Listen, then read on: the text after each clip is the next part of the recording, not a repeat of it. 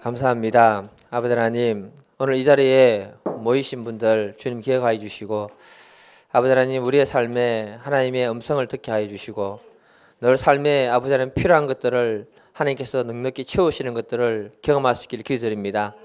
우리가 이 땅을 살아가면서 기도 제목이 있다는 것은 하나님을 깊이 경험하고 하나님 우리의 삶 가운데 가까이 계시다는 것을 느끼기 위해서 그런 기도 제목을 주신 줄 믿습니다. 오늘 이 시간에도 아버지 하나님 주님과 함께하는 시간 될 수 있도록 도와주시고 은혜를 베풀어 주시옵소서. 예수님의 이름으로 기도드립니다. 아멘.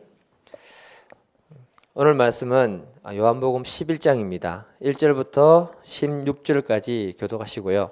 그리고 24절에서 26절 같이 읽겠습니다. 한 절씩 교독하시겠습니다. 어떤 병자가 있으니 이는 마리아와 그 자매 마르다의 마을 베다니에 사는 나사로라.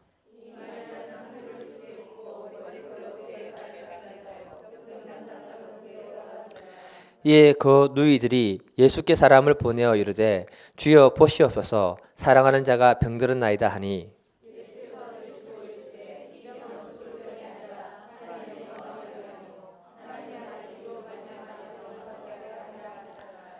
예수께서 본래 마르다와 그 동생과 나사로를 사랑하시더니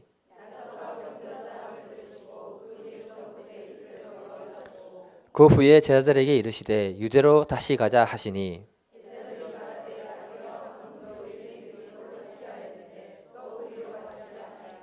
예수께서 대답하시되 낮이 12시간이 아니냐 사람이 낮에 다니면 이 세상의 빛을 보므로 실족하지 아니하고 이 말씀을 하신 후에 또 이르시되 우리 친구 나사로가 잠들었도다 그러나 내가 깨우러 가노라. 예수는 그의 죽음을 가리켜 말씀하신 것이나 그들은 잠들어 쉬는 것을 가리켜 말씀하심인 줄 생각하는지라. 내가 거기 있지 아니한 것을 너희를 위하여 기뻐하노니 이는 너희로 믿게 하려 함이라. 그러나 그에게로 가자 하시니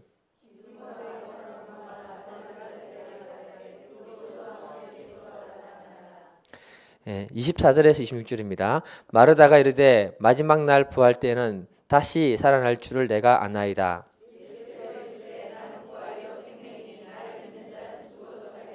무릇 살아서 나를 믿는 자는 영원히 죽지 아니하리니 이것을 내가 믿느냐. 아멘. 오늘 제목 같이 한번 읽어보겠습니다. 시작.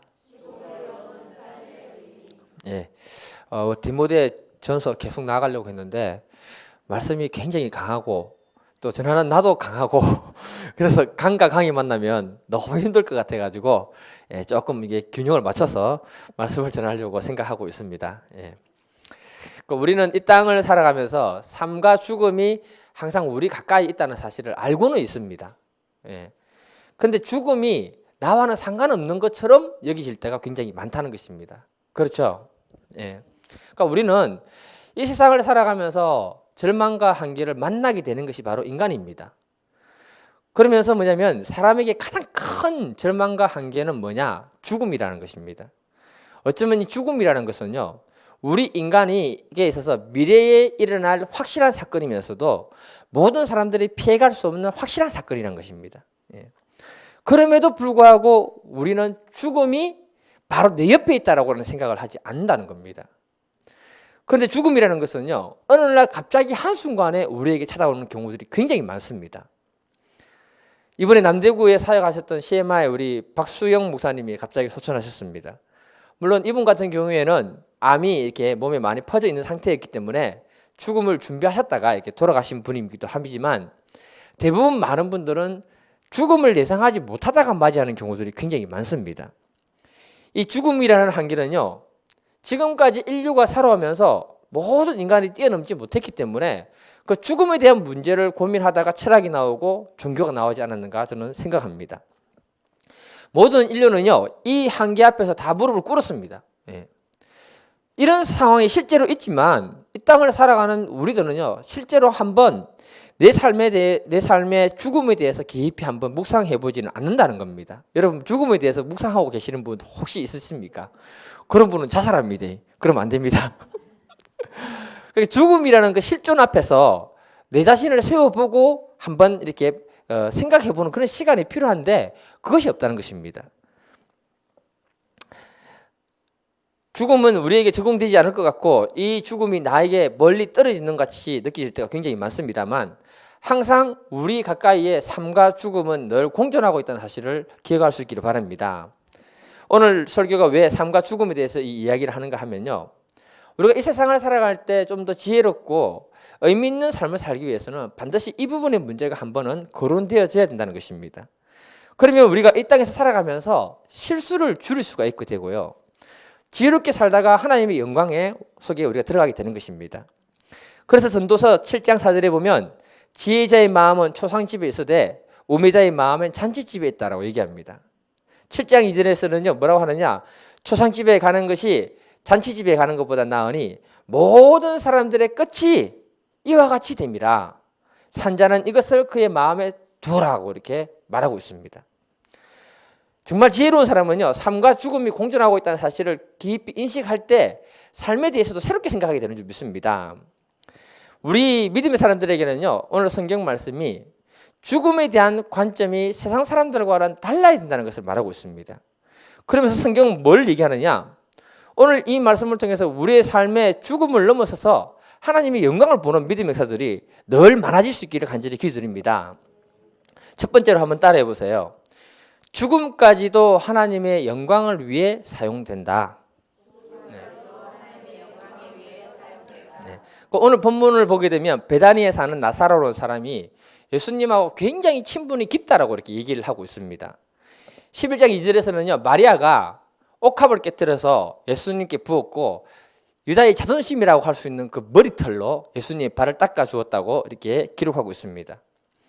이 정도로 예수님하고 친분이 이렇게 쌓였다는 겁니다. 3절을 보면요, 그 오빠 나사로가 병들어 죽게 되니까 주님께 당장 도움을 요청했다라고 이렇게 얘기하고 있습니다. 예수님이 마리아에게 섬김을 많이 받았잖아요. 사람이 받은 게 있으면 함부로 못합니다. 많이 받았기 때문에 그들의 요청에 즉각적인 반응을 할 줄 알았어요. 그런데 예수님 반응은요, 엉뚱합니다.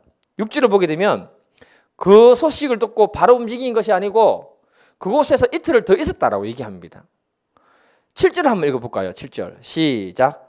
그 후에 제자들에게 이르되 유대로 다시 가자 하시니, 나사로가 있는 베다니가 아니고 유대는 반대편입니다.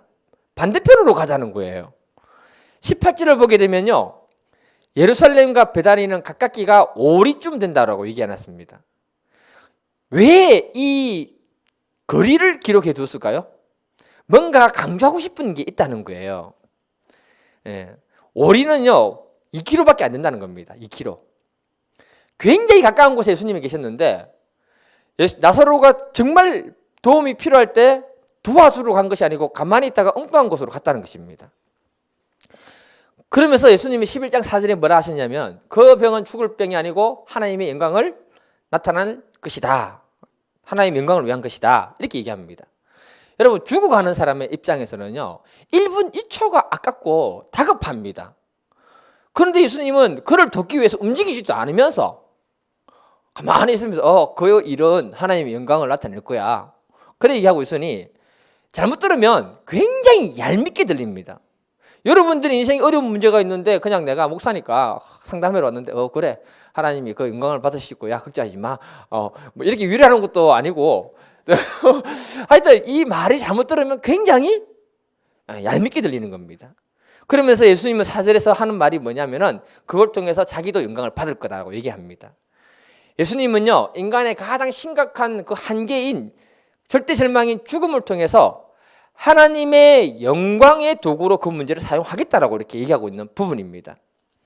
우리 인간들이 보는 죽음의 관점하고 절대자인 예수님이 보시는 그 죽음의 관점이 굉장히 다르다는 것입니다. 그걸 오늘 본문에서 예수님이 이야기하고자 하는 것은 다른 것이 아닙니다, 여러분. 인간에게 있어서 절대절망인 그 죽음까지도 하나님은 자신의 영광을 위해서 사용하는 도구가 된다고 말하고 있는 겁니다. 이 말은요, 사람이 그 문제를 보는 관점하고 전능자가 그 문제를 보는 관점은 늘 다를 수밖에 없다고 얘기하는 부분입니다. 때로는 우리들이 죽음이라는 그 문제가 아니라 할지라도 정말 고통스러운 절대 절망에 가까운 어떤 문제가 우리 삶을 덮쳐버리면요, 너무 힘들고 어렵습니다. 우리 마음을 깝깝하게 합니다. 그때 대부분의 사람들은 마리아와 마르다처럼 예수님께 도움을 요청하게 되어 있습니다. 빨리 그 문제 해결받고 싶고요, 도움 받아야 되는데 예수님은 가장 가까이 있으면서도 아무것도 안 하는 주님처럼 느끼실 때가 있다는 것입니다. 이해가 되십니까, 여러분? 본문 뒤편으로 가게 되면요, 예수님이 나사로가 완전히 죽을 때까지 가만히 내버려 두었습니다. 이것처럼 때로는 예수님이 우리의 삶에 어떤 문제가 나를 굉장히 절망하도록 하는 절망의 깊은 골짜기로 떨어질 때까지 가만히 둘 때도 있다는 것입니다. 그 절망의 문으로 들어갔을 때 우리는 굉장히 고통스럽지만 하나님은 그 문제를 통해서 하나님의 영광을 드러내는 도구로 사용하게 되신다는 걸 얘기하고 있는 겁니다. 사람의 입장은 늘 조급하고 답답하거든요. 당장 그 문제가 해결됐으면 좋겠다는 게 우리의 마음입니다. 그 문제 해결 안 되면 우리의 마음에 얼마나 복잡한 생각들이 많은지 몰라요. 그런데 하나님이 그 문제를 해결하는 순간에 이 문제는 하나님이 하셨다고 고백하게 되는 그 영광을 하나님이 스스로 드러내시는 것입니다. 만일 나사로가 죽어갈 때 예수님이 가서 그의 병을 치료하고 살려내면 하나님이 하셨다고 얘기하실까요? 아니면 하나님 영광을 오로지 선포할 수 있을까요? 불가능합니다. 그가 죽어서 무덤 속에 들어가고 아무런 소망이 없고 희망이 없을 때 그를 다시 불러내 살렸기 때문에 그 사건을 통해서 모든 사람이 하나님의 영광을 보게 된 것입니다. 때로는 하나님이 우리를 그렇게 사용하실 때가 있다는 사실을 기억해야 됩니다. 작년 가을에 저희 여동생 가정은요, 정말 힘들었습니다. 여동생 남편이 공기업에 다니고 있거든요. 근데 갑자기 구조조정이 들어온 거예요. 갑자기 10사람을 불러가지고 이번 주 안에 다 사표 내라, 일방적으로 통보를 한 겁니다. 여자분들은 몰라요. 남자분들에게 그런 일이 생겼다고 한번 해보세요. 얼마나 당황하겠습니까? 이런 일이 있을 줄 알고 오래전부터 대학교 수험 돼보겠다고 7, 8년 전부터 그렇게 애를 썼지만 애쓰고 힘쓰고 용쓰면 뭐가 나오겠습니까? 똥만 나옵니다. 요즘은 해외에서 박사학위 받은 사람들도 한국에 와서 교수 된다는 건 하늘의 별따기입니다. 근데 국내에서 박사학위 받은 사람이 교수 되겠다? 강큰한다죠. 예. 그래서 이 부분이 잘 안 돼서 오랫동안 절망을 많이 했습니다. 떨어지고 또 떨어지고. 그러다가 나이가 벌써 50이 된 거예요. 그런데 그 나이에 회사에서 나가라는 거예요. 여러분, 이 제일 어정쩡한 나이입니다. 예. 그리고 그 나이에 대학 교수 된다는 건 불가능합니다. 누가 대학 교수를 50에 뽑습니까? 그런데 결혼했는데 우리 동생이 애를 못 낳아가지고 한참 고생하다가 애 낳는데 이제 초등학생입니다. 둘 다. 갑자기 구조조정이 들어와가지고 직장을 그만둬야 할 때 그 사람 피를 말리는 일이 일어나기 시작하는 거예요. 그 여동생이 나한테 전화 와가지고 막 울면서 하소연을 하는데 저 무슨 말 하겠습니까? 오빠는 목사니까 하나님이 뜻이 뭔지 알 거 아니까 한번 얘기해봐라. 나도 모른다. 그리고 나 한참 하소연을 들어주고 난 다음에 한마디 딱 했어요. 그래도 하나님이 하실 일이 있을 거다. 남편한테 직장에 버틸 때까지는 일단 버티봐라 해라. 그 말 외에는 내가 할 수가 없는 거예요. 5, 6개월이라는 시간이 계속 흘러가는데요. 직장을 다니고 있으니 얼마나 고통스럽겠습니까? 나가라는데 안 나가고 있으니. 정말 말로 표현할 수 없는 그 직장에서의 압박, 또 어떤 길로 나아가야 할지 그 길이 안 보이니까 그 캄캄함, 그런 상황인 거예요. 그렇게 여동생이 교회 가서 기도만 하면 눈물이 절로 나오는 겁니다. 아마 자기 인생에서 그때만큼 많이 울었던 날은 없다고 얘기합니다. 예. 주님의 손길을 기다리는데 그 손길은 보이지 않고 더 깊은 절망으로 빠지는 거예요. 그 기간이 5개월에서 6개월이 있었습니다. 저도 굉장히 기도 많이 했습니다. 그때 하나님이 불가능한 가운데 희한한 일을 하시기 시작한 거예요. 그 모건대 교수 자리를 하나 탁 낸 거예요. 그곳에 6명이 들어갔는데 자기 조건이 굉장히 까다로웠습니다. 직장에 어떤 그 기업에서 어떤 일을 하는 것부터 해서 쫙 이렇게 해가지고 조건을 낸 건데 거기에 해당하는 사람 6명이 지원한 겁니다. 그리고 면접을 하는데 다른 사람들은 면접 빨리 끝내는데 면접 오래 하면 별로 좋은 게 아닙니다. 1시간이나 더 하는 겁니다. 그 사람한테는. 나중에 이제 객관적으로 평가가 딱 나왔는데 논문 성적 1등, 강의 평가 1등, 면접 1등 된 거예요. 그래가지고 교수 뽑을 때 나이 제한을 두지 않아가지고 50에 대학 교수가 된 거예요. 직장 동료들이 구조조정을 당했을 때 버티고 있는다고 눈총 주고 굉장히 무시했습니다. 그런데 그 사람이 대학 교수 됐다고 하니까 뭐라 하느냐? 정말 불가능하다. 그거는 혹시 돈 썼느냐? 아니면 빽이 있느냐? 이런 말 전부 하는 거예요. 그때 여동생이 딱 남편이 하는 말이 딱 하나. 이건 하나님 했습니다. 나는 이것 때문에 기도한 거 외에는 없습니다. 그러니까 그 사람들에게 하나님은 살아있다고 얘기하니까 그들이 하나님이 살아계심을 알게 되는 거예요. 하나님은 깊은 절망 속에 있는 사람을 위해서 일하시는 하나님이라는 것을 우리에게 보여주시는 겁니다. 그리고 하나님이 스스로 자기를 나타내셔가지고 영광을 스스로 받으시는 거예요. 우리들은 현재 내 옆에 있는 어려움과 절망을 볼 때 죽음의 문턱까지 온 사람처럼 힘들게 느껴지기도 하지만, 그리고 또 내 삶을 빨리 돕지 않는 그 예수님 생각하면 섭섭하기도 하고 원망스럽기도 하지만, 하나님은 그 죽음의 절망까지도 들어서 자기의 영광의 도구로 사용하신다는 사실을 믿을 수 있기를 바랍니다. 하나님은 우리의 삶의 최악을 통해서 스스로 자신의 영광을 드러내시고 자기를 높이시는 분입니다. 우리가 이 사실을 믿고 하나님을 기대할 수 있기를 간절히 기도드립니다. 오늘 본문에서 예수님은 마르다에게 이렇게 얘기합니다. 요한복음 11장 40절 보면 예수께서 이르시되 내 말이 내가 믿으면 하나님의 영광을 보리라 하지 아니하였느냐, 이렇게 책망했습니다. 그리고 죽은 나사로를 향해서 나사로야 나오라 했을 때 44절에 보면 그가 죽은 자가 수족에 동동 묶인 채로 걸어서 나왔다라고 이렇게 강시처럼 통통 뛰어서 나온 것 같아요. 묶고 났으니까. 예. 그렇게 기록하고 있는 겁니다. 그러니까 하나님의 손에 맡기면 모든 절방적인 그 문제가 해결되는 줄 저는 믿습니다. 우리가 이 믿음을 배울 수 있기를 간절히 기도드립니다. 사람의 세계에도요, 전문가가 있고요, 고수가 있고 명인이 있고 명의가 있습니다. 예. 그 사람들은요, 보통 사람들이 보지 못하는 것을 보고 보통 사람이 해결하지 못하는 문제를 해결하는 능력이 있다는 겁니다. 동의보감을 쓴 허준이 한 번은 어느 마을로 들어갔습니다. 하룻밤 자고 가야 되니까 이왕이면 큰 집으로 찾아간 겁니다. 그때 하인이 나와서 하는 말이 뭐냐? 이 집에서 유숙하기에는 좀 어렵습니다. 이렇게 얘기합니다. 왜냐고 물었더니 그 집안에 7대 독자가 이름 모를 병에 죽어가고 있습니다. 이 얘기를 하는 거예요. 그래서 허준이 자기 의사잖아. 예, 그러니까 그 아이 좀 나에게 보여줄 수 없느냐? 이렇게 얘기를 합니다. 그러니까 안방 주인에게 얘기하니까 안방 주인이 당장 데리고 와라. 그리고는 허준이 그 아이를 딱 보고는 그 집 하인에게 처방을 내립니다. 굉장한 희한한 처방을 내리는데 오늘날로 말하면 이렇게 됩니다. 당장 마을 회관에 뛰어가서 사람들이 가지고 노는 장기알을 다 가지고 와서 푹 삶아서 먹여라. 그래 얘기합니다. 굉장히 이상한 처방 아닙니까? 근데 뭐 뾰족한 방법이 없으니까 시키는 대로 그 푹 삶아서 먹였더니 7대 독자가 정신이 돌아오고 살아나기 시작한 거예요. 그래서 허준이 그 집에서 융숭한 대접을 받고 이제 길을 떠나는 겁니다. 그때 제자가 선생님께 물었습니다. 선생님, 왜 하필이면 장기알입니까? 이렇게 질문하자 허준이 뭐라고 얘기하느냐? 허허, 이놈 아직도 음양의 이치를 깨닫지 못했느냐? 이렇게 책망을 하는 거예요. 허준이 그 집을 딱 들어가 보니까 과불만 줄줄이 있는 거예요. 그러면 여자의 음기가 얼마나 강하겠습니까?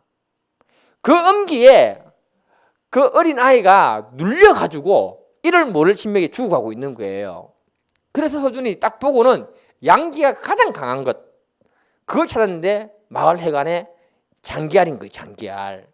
이해가 안 되죠, 아직까지는. 예.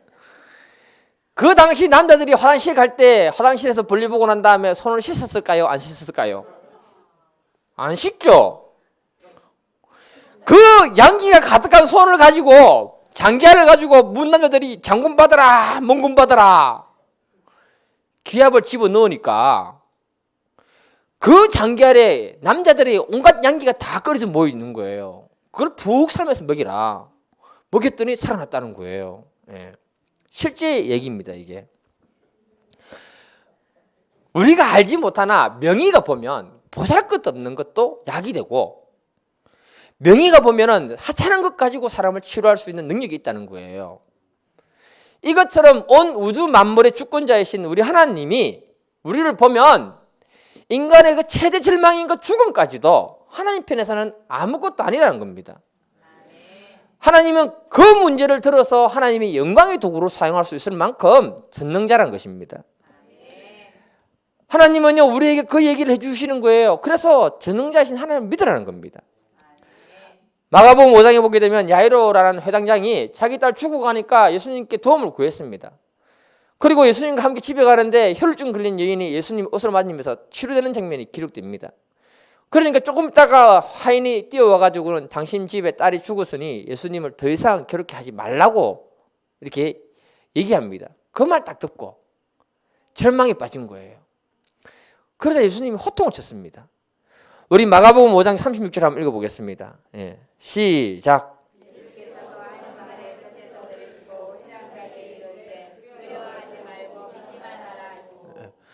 예수님은 그 절망적인 문제를 맡겼다면 믿고 끝까지 맡겨라. 도중에 절망하거나 포기하거나 믿음을 잃어버리지 말라고 이렇게 말씀하시는 겁니다. 우리 모두 두려워하지 말고 믿기만 할 수 있기를 간절히 기도드립니다. 두 번째, 죽음의 의미를 알 때 삶의 의미도 알 수 있다. 너무 깁니까?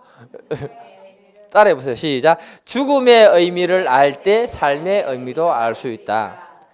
그 우주 만물의 이치를 보면 음이 있으면 양이 있는 거예요. 그리고 삶이 있으면 죽음이 있는 겁니다.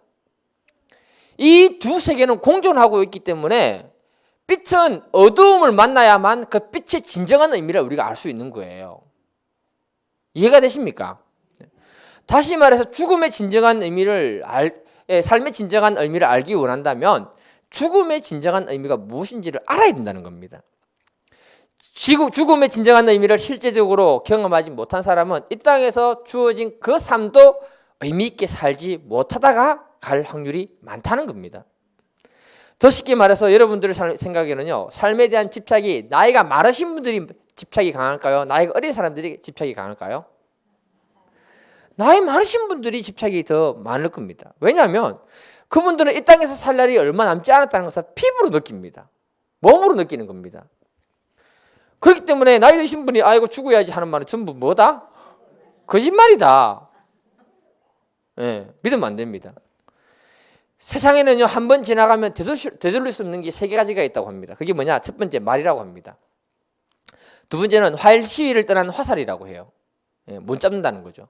세 번째는 세월이라고 합니다. 이 세 가지는 한 번 떠나면 붙잡을 수 없대요. 그런데 다시 한번 붙잡을 수 있고 우리의 삶을 의미 있게 생각해 보게 하는 게 바로 뭐냐? 세월이라고 합니다. 세월. 지나간 시간들을 내가 철저히 반성의 법정 위에 세워서 자기를 한번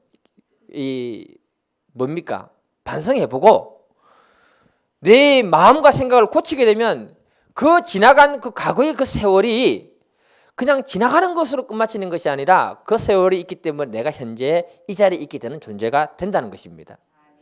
그러니까 여러분들의 신앙이 믿음이 이 자리에 이 위치까지 오신 것들은 과거에 정말 떠나보낼 만한 그 좋지 못한 그 세월들이 나에게 약이 되었기 때문에 이 자리에 여러분들이 있게 되고 하나님을 더 깊이 경험하시는 분들이 되는 줄 믿습니다. 그런데 과거의 세월을 반성하지 않으면 현재와 앞으로 미래에 주어지는 그 시간들은 의미 없게 보내게 되고 마지막에는 어떻게 되느냐? 죽을 때 후회하고 삶이 소중했다는 걸 깨닫게 되는 겁니다. 요한계시록에 나오는 4대 교회는 리디아 왕국의 수도입니다, 여러분. 리디아 왕국의 마지막 왕이 누구냐? 크로이수스입니다. 아유 크로이수스 하면은 No, I am 솔론이라고 얘기할 수 있어야 됩니다. 잘 기억해야 됩니다. 예. 이 사람이 황금으로 굉장히 부유한 왕이 됐습니다. 그때 그리스 법철학자인 솔론이 그곳에 방문했습니다. 근데 크로이수스는요, 뭐라고 하느냐? 굉장히 교만하게 질문합니다. 당신이 생각할 때 이 세상에서 가장 행복한 사람이 누굽니까? 이 질문을 던졌을 때 대답은 당신이 가장 행복한 왕입니다. 이 말 듣고 싶었는 거예요. 그런데 그 솔로는 끝까지 그 얘기 안 합니다. 그리고 마지막에 뭐라고 딱 하고 가느냐? 왕이시여, 한 사람의 인생이 정말 행복한 인생이었는지 축복이었는지는 자기가 죽을 때 되면 그 마지막에 스스로가 알 수 있습니다. 이 말하고 가버리는 겁니다. 굉장히 기분 나빴죠, 왕이. 근데 크레수스의 왕이 신흥 세력인 이 페르시아를 갖다가 이렇게 넘보기 시작합니다. 그러다가 고레스 왕에게 점령당합니다. 고레스 왕이 그를 잡아서 화형틀에 묶어서 불질러 태워 죽입니다. 그러니까 그 위에서 솔론 당신 말이 옳아서 죽을 때 되니까 이제 자기가 어떤 존재인가 알겠다는 거죠. 그 말을 했는데 이 말을 갖다가 고레스 왕이 들은 거예요. 그리고 지금 그 말이 궁금하니까 그를 불러서 물어보니까 크레수스 왕이 솔론의 이야기를 다 얘기해 준 겁니다. 그 얘기 들어보니까 남의 얘기가 아니잖아요. 자기도 그럴 수 있잖아요. 그래서 그를 죽이지 않고요, 평생 자기 옆에 자문관으로 두고 그를 살게 됩니다. 사람의 인생은 마지막 죽는 순간에 내가 정말 올바른 삶을 살았는지 행복한 존재로 인생을 마무리하는지 자기 스스로 알게 된다는 것입니다. 그러니까 사람이 얼마나 어리석냐 하면은 죽음을 경험할 때 비로소 자신의 삶의 의미를 알게 되고 겸손해진다는 거예요. 오늘 본문에서 전체적으로 잘 보게 되면요, 여러 가지 감정의 변화들을 느낄 수가 있는데요.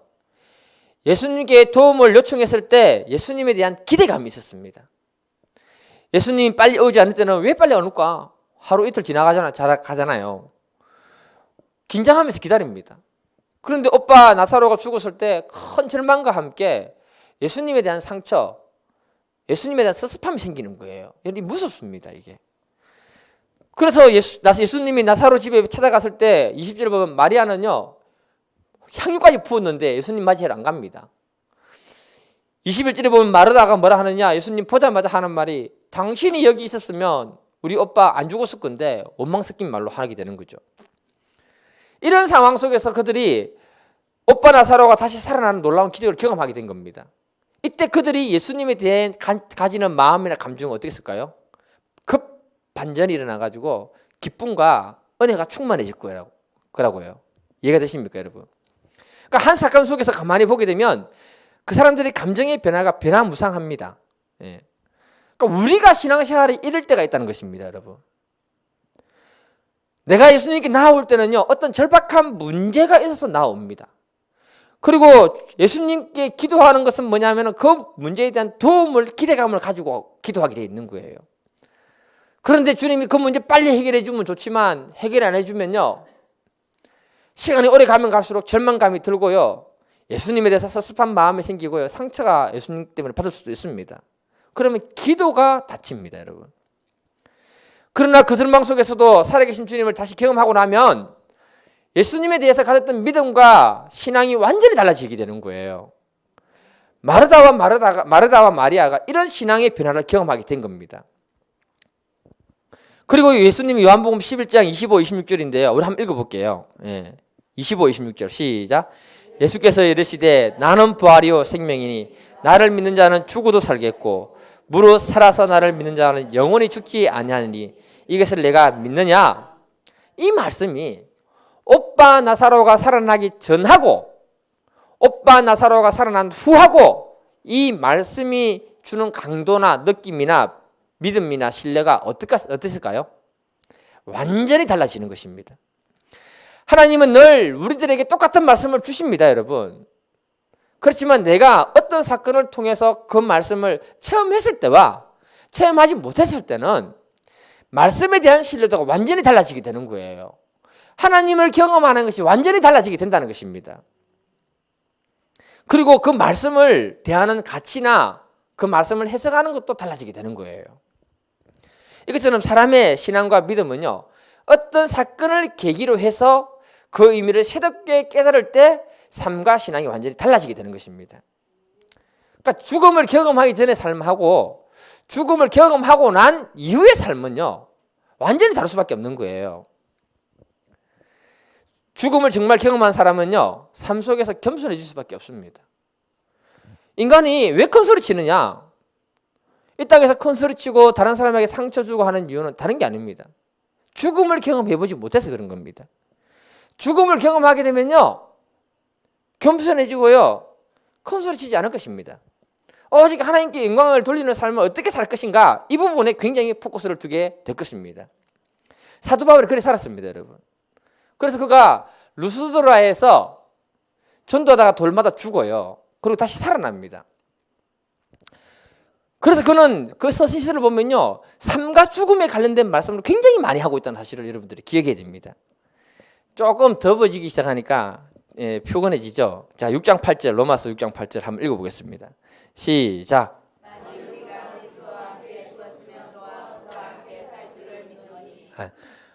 이렇게 얘기할 수 있는 것은 자기가 삶과 죽음을 경험했기 때문에 하는 말이에요. 그리고 갈라디아서 2장 20절 보면 나는 죽었고 내 안에 예수 그리스도가 살아가고 있다라고 이렇게 얘기하게 되는 겁니다.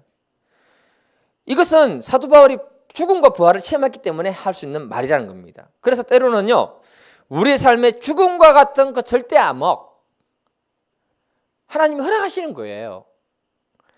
그 어려움 속에서 내가 죽는 경험들을 하도록 만들어 주시는 겁니다.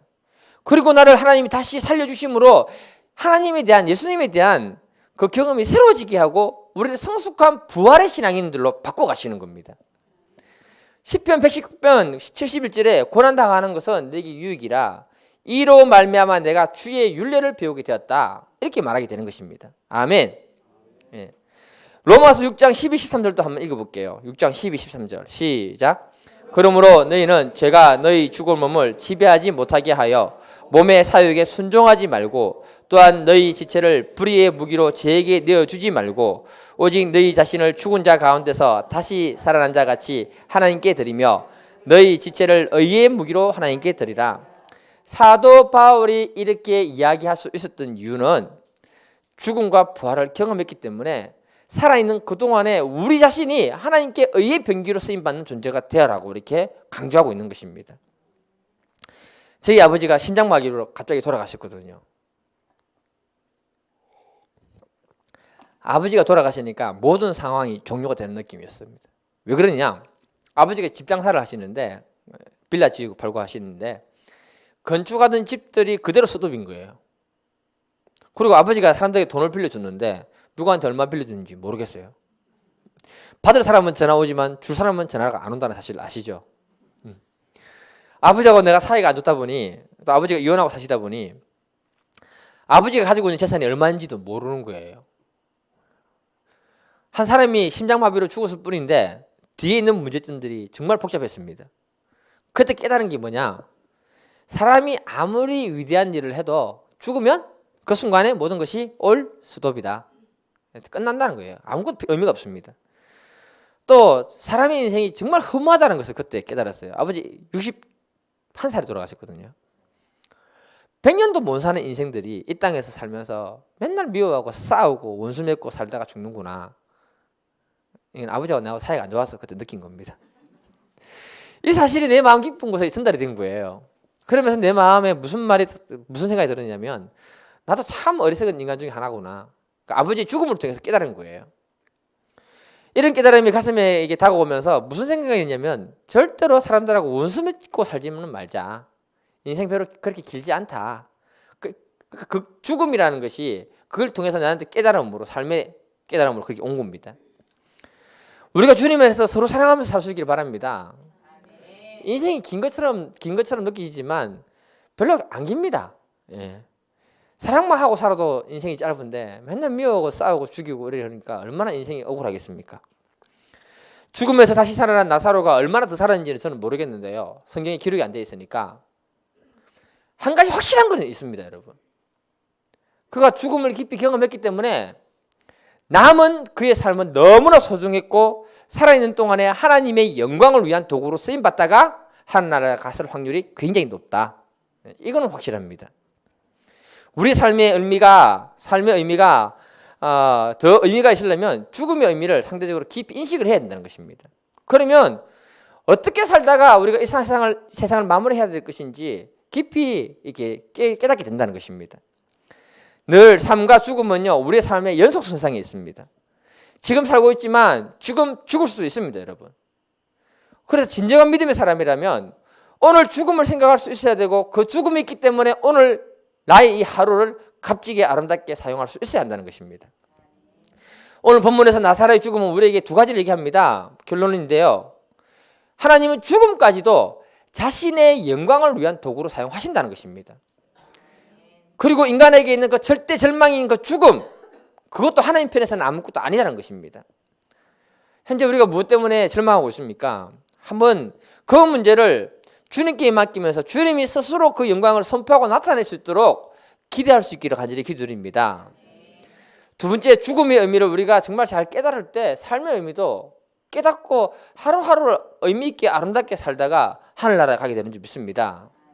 우리 옆에 죽음이 있기 때문에요, 삶이 소중한 것처럼 우리 옆에 어두움이 있기 때문에 빛 대신 예수 그리스도가 굉장히 소중한 것입니다.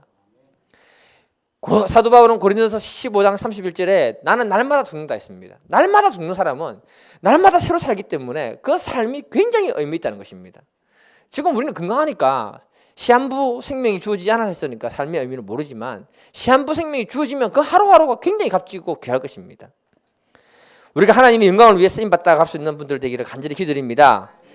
주님이 마지막으로 말했습니다. 나는 부활이요 생명이니 나를 믿는 자는 죽어도 살겠고 무릇 살아서 나를 믿는 자는 영원히 죽지 아니하리니 이것을 내가 믿느냐?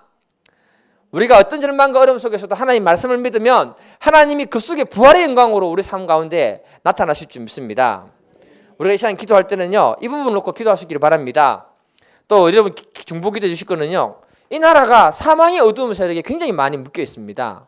이것으로부터 벗어나게 하시고 또 우리의 삶 가운데 절망적인 그 부분의 문제를 주님께 맡김으로 하나님이 스스로 자신의 영광을 드러내시도록 기도하는 밤이 되기를 기도드립니다.